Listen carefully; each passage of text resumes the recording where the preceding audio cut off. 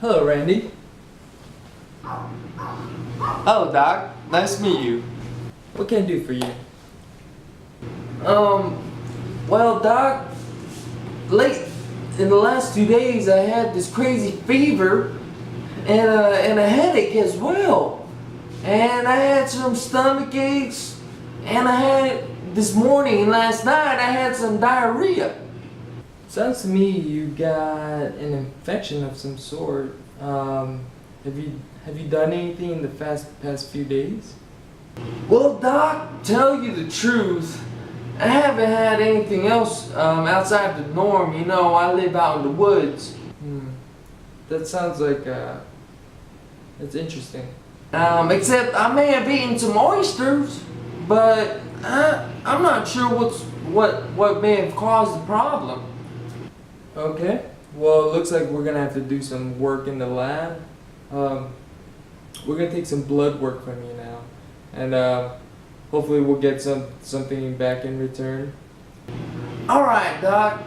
But we're not gonna give you a prescription, not of right now, because we don't know as to what is the problem. So what I want you to do is let me know as soon as you can if you don't feel any better. We're gonna let you go. Please come back in 3 days to see the results. If you do need help, please call 911 beforehand if it is an emergency. But we'd like to see what's going on. Okay? Thank you so much. We'll see you in 3 days. All right. Well, I'll see you in 3 days then. So, how do you feel? Well, Doc, I feel worse, and it's not getting any better.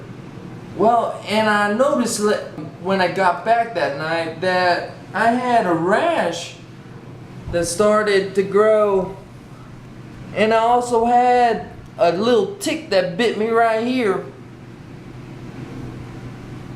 and it's all up in my ankle region. You know what's going on? This doesn't look like a normal hive to me. Have you been out in the woods anytime? Doc, you know I live out in the woods. We get bit by ticks all the time, and I also went fishing the other day with my boys. I didn't know what was going wrong. Well, it sounds to me that you do have the Rocky Mountain spotted fever. Do you want to hear more about it? Oh no! Does that mean I'm dying?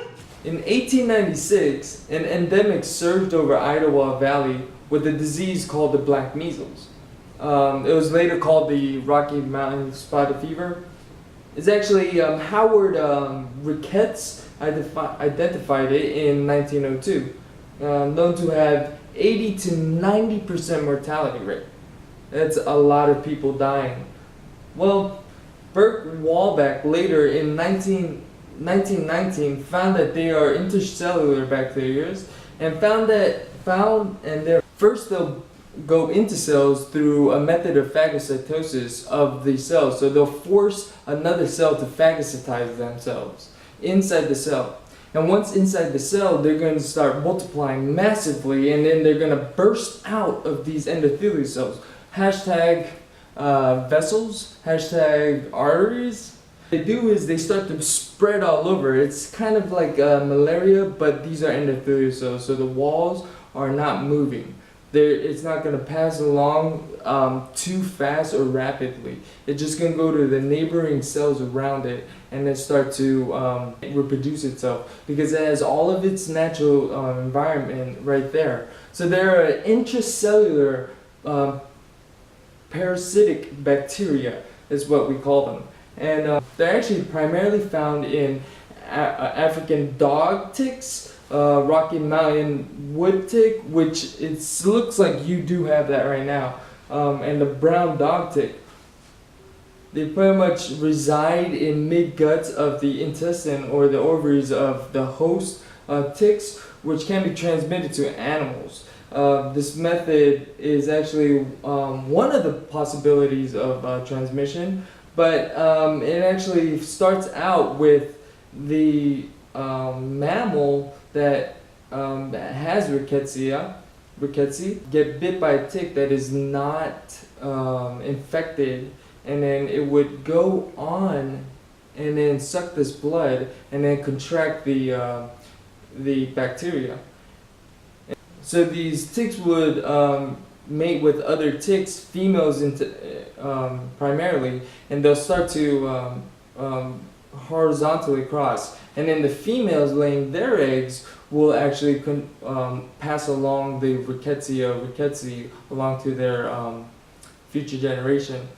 And so we see this go on into several cycles in the same path.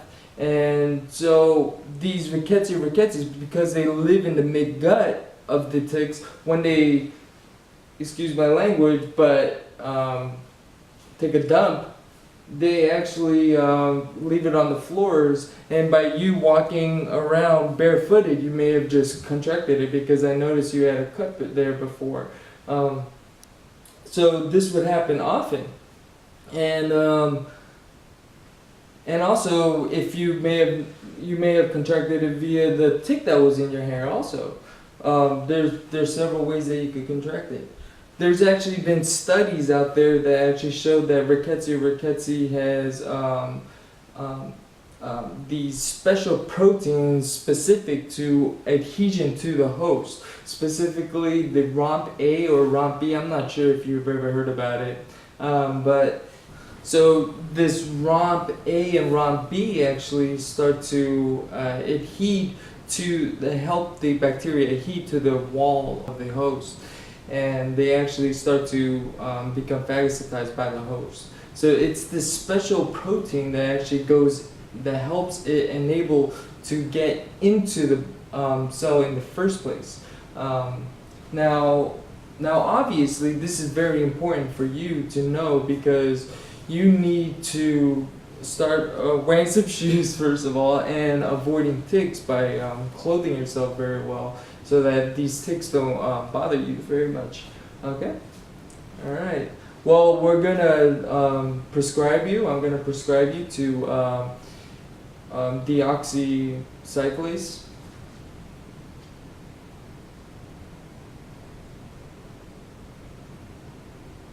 Shoo! Alright. Thank you so much. What was that called again?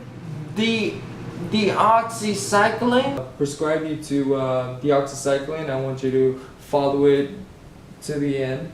Or if that doesn't work, we're going to give you some chloramphenicol to absolve the problem. Okay? Alright, thank you, Doc. Thank you so much. We'll see you. We'll keep up with you soon. Okay?